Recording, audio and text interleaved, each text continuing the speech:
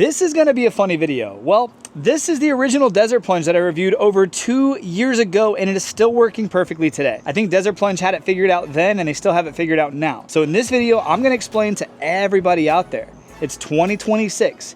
And if your cold plunge doesn't have these 5 things, you've probably wasted some money. Let's get into it. And the first thing it should have is actual insulation. So Desert Plunge originally used the Grizzly 400. Now they have their own cold plunges that are made specifically for them.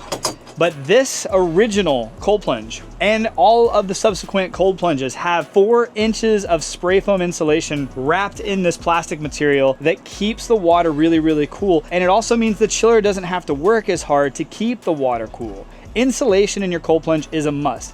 And spray foam insulation is the new gold standard. If there's no spray foam insulation and you're just working with air, it will still work, but your chiller is gonna have to work a little harder than it would if it just had real insulation. The second thing is right down here in the bottom, and that's your cold plunge should have an easy to clean pre-filter. Now I know a lot of cold plunges now have the pre-filter, the same pre-filter that I used on my original DIY. It's a strainer that usually the water goes through before it goes into the chiller. But having a strainer and having this are very different. This is a basket that they're actually, I believe, 3D printing, and it's a basket. So it catches everything that could go through the line, go through the pump, go through the main filter, and go through the chiller.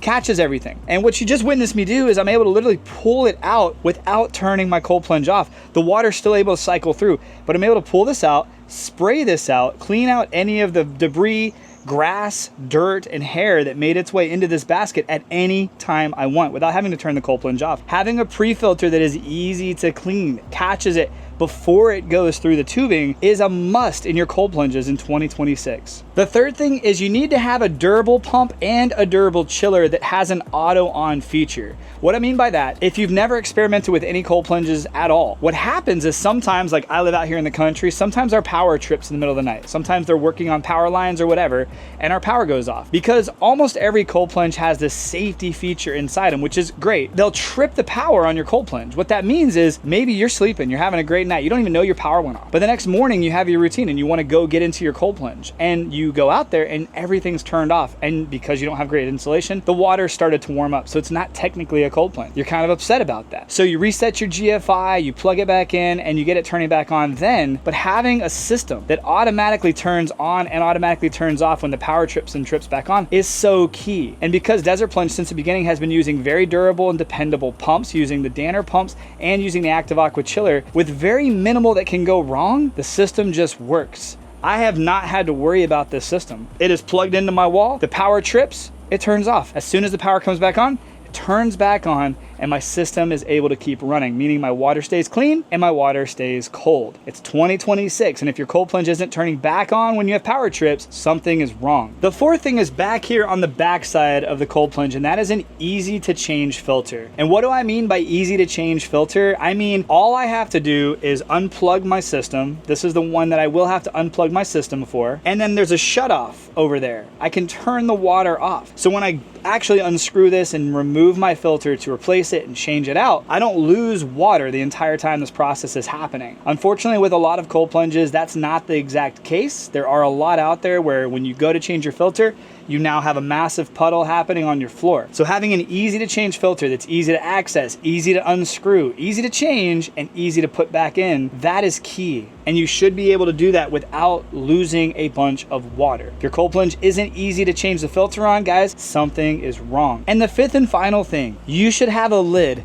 that actually seals in your cold plunge. Not only does it seal in the cold water and the cold air and all of the cold things inside it, but it seals out the elements, the rain, the bugs, the debris, the fallout, things that can make their way into so many cold plunges on the market, because so many cold plunges on the market, unfortunately, have really cheap afterthought lids. If your lid doesn't have a seal, and it's not covering your entire cold plunge body of water, this one goes the extra mile and has a latch that just holds it down. If your cold plunge lid isn't actually sealing your water, guys, something is wrong. You should make sure that you have a lid that not only closes and seals in your cold plunge, but keeps out the elements, keeps out the bugs. They've been doing this little latch since the very beginning. They've gone the extra mile over at Desert Plunge. So this actually keeps my lid from falling on me or my kids when we're cold plunging if it's windy up here. And that's really cool too. That's not necessarily the main thing you need, but having a lid that seals your entire cold plunge is absolutely key. And I know I said 5, but if you've watched to this point, here's a bonus, and this should be in every freaking cold plunge. Absolutely, without a doubt. It's 2026,